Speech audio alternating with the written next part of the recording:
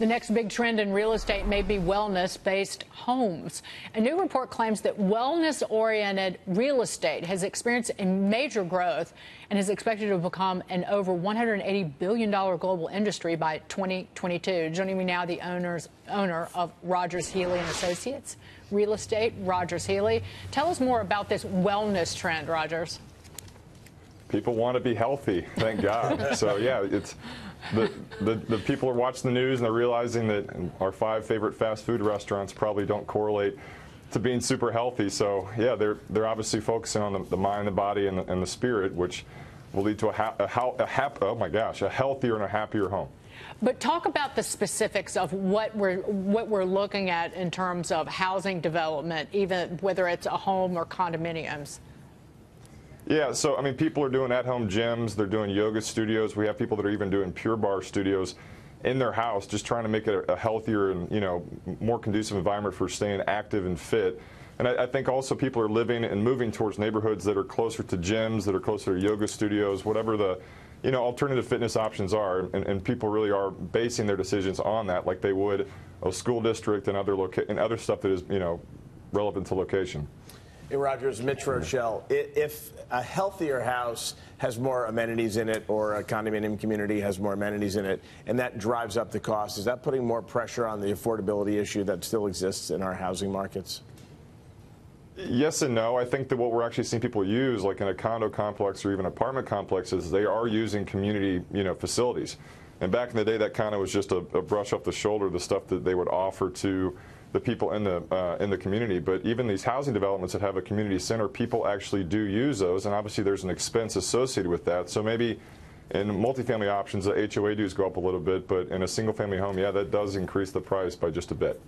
Rogers, when you talk about adding an at-home gym or adding a Pilates studio, yoga studio within the home, yeah, does that add any value at all? Again, that was kind of the great fallacy during the housing boom in the past, that if you did these add-ons, like granite countertops magically added $20,000 to the value of your home, which just at the end of the day wasn't true. Does it add any value at all, or is it just a personal choice? So I'll let you guys in on my secret. I've got a convenience fee. I think if I spend $10 on something, I want to be able to sell it for $15 if it appeals to the masses. So like granite countertops, obviously that's going to cost money to put in, and if you do it, make sure that it's a, you know, a neutral color. But something like an in-home gym, that's not cheap to put together. It takes some time, and I would think that if the equipment is slightly used, it's going to go and add a little bit of value.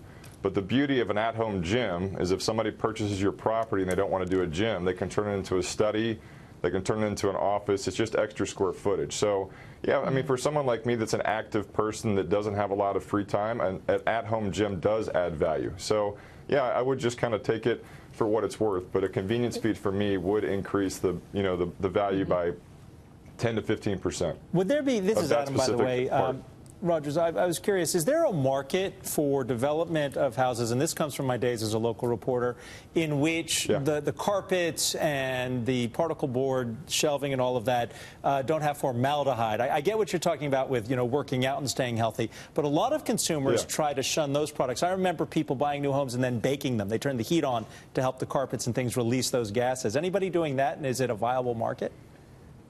In Dallas, Texas, not yet. I think we're a little bit behind as far as the eco-friendly green. Y'all were talking about Seattle earlier. I bet you places like Seattle and other places that tend to be more on the granola side, Denver, et cetera, you probably do see a market for that. But we have not seen the effects of it here, and I'm yet to really read about a true trend setting across the country.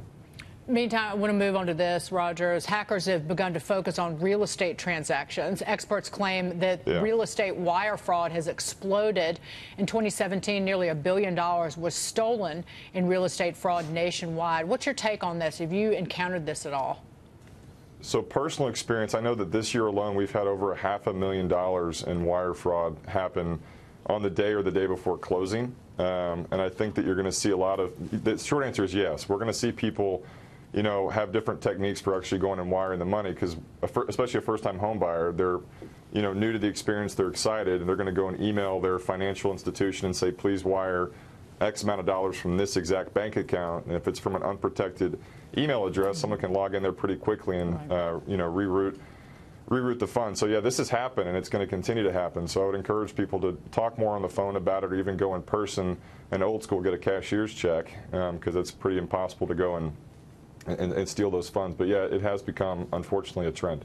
And one of the reasons it happens is because people don't want to go into the bank anymore and deal with the hassle sometimes of waiting in line and deal with a teller, but they're not using the kind of secured apps and websites. They're, like you said, sending an email.